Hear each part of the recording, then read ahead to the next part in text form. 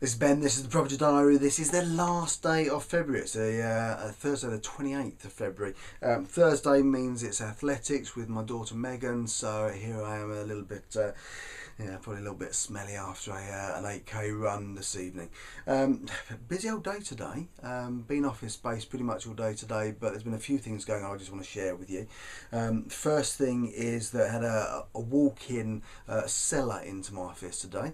Emma, she's got a property that she bought some time ago. She moved out. Long story, the whole sort of family sort of movements and changes, but now her daughter lives in there with, I think, a girlfriend and a friend, and it's costing her 500 quid a month for her to pay for her daughter to live in this property.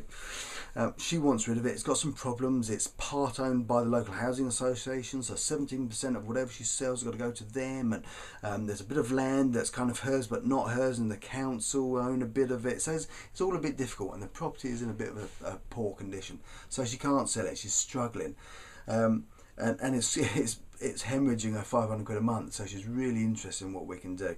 She's actually arranging for her partner to come back in with her to have a look at it so they can understand in a bit more detail. So that's really quite interesting. And that's, again, look, would you have this opportunity if you didn't have an office like I do that's got blooming rent to buy plastered all over it? No, you probably wouldn't. But it's just sharing that's what happens with that type of office. Had a guy called Chris who's been on my trainings. He's kind of just struggling to get the wording or the confidence with the wording to speak with people on the phone, but he has been great. He's been out there and did a whole load of marketing, following the stuff I was telling him what to do, and he's got all these flipping leads. I think he sent out about 200 texts to sort of potential landlords, and he got 80 replies. It was like, holy cow, now what do I do?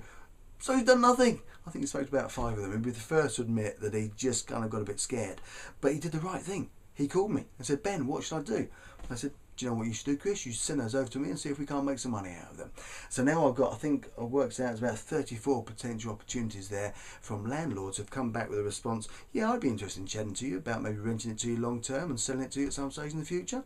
Great. So both Chris and I are going to make a shitload of money from those as well. So that's superb.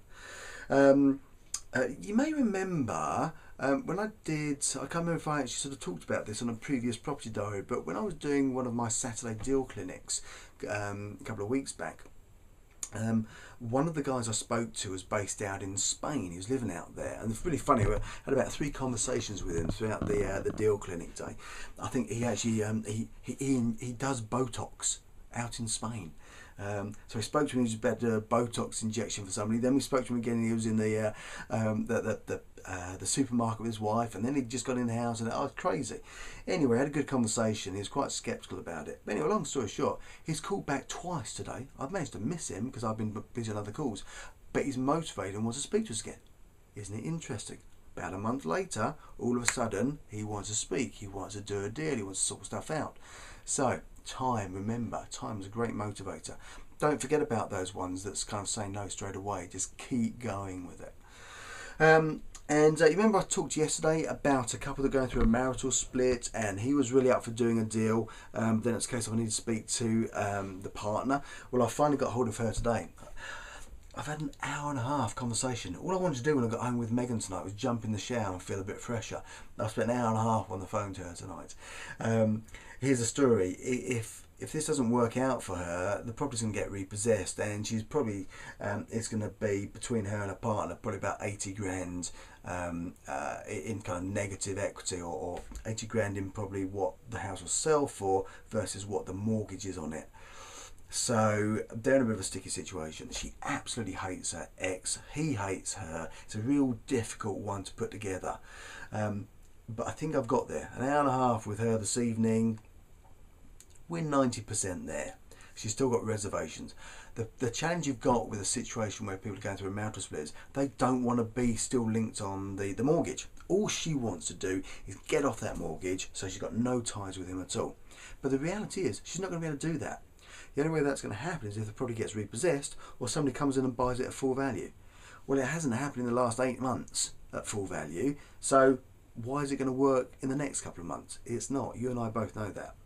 So it's just getting her to a stage, and part of this hour-and-a-half conversation was going over all the objections before they became objections in her head. And it was going over all the objections her solicitor will come up with her before her solicitor comes up with them. So that's part of the process that I need to come up. So when she thinks about it, she thinks, oh, well, Ben talked about that. Or when the solicitor mentions it to her, well, you do realise that if this probably goes up in value by X amount, you're not going to make any money on that. And I've already told her that. And so she knows that. So it's not a surprise. Ben's overcome all the objections before they're actually objections.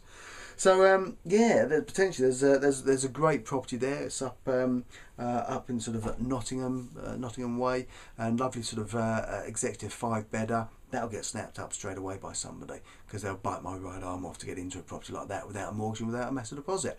Fantastic.